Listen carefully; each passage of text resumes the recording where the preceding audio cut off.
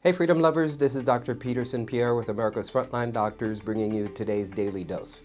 So the HPV vaccine has been touted as the cancer vaccine, but can it really prevent cervical cancer? Are you sure about that? Well, there are definitely some limitations in even designing a study like that because you need a long lead time because it takes about 23 and a half years to go from pre-cancer to cancer. So you need a long lead time with that.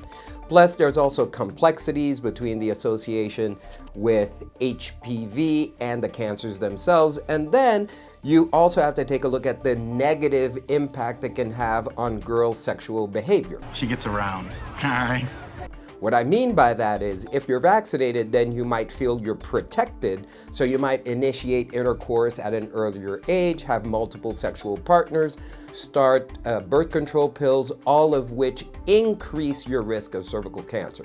So let's look at some of these studies. So the National Cancer Institute, the Survey Epidemiology and End Results program, the SEER program, and another US study showed there was no association between HPV vaccine and reduced cancer rates.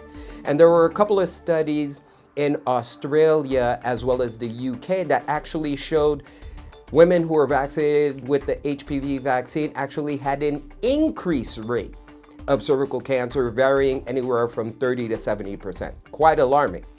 So now you take into account the questionable efficacy with cancer prevention, and some studies suggest that the vaccine targets certain strains, but then that might allow some other strains to be more virulent and cause more aggressive cancers. That's not good. So these are all things that we need to think about.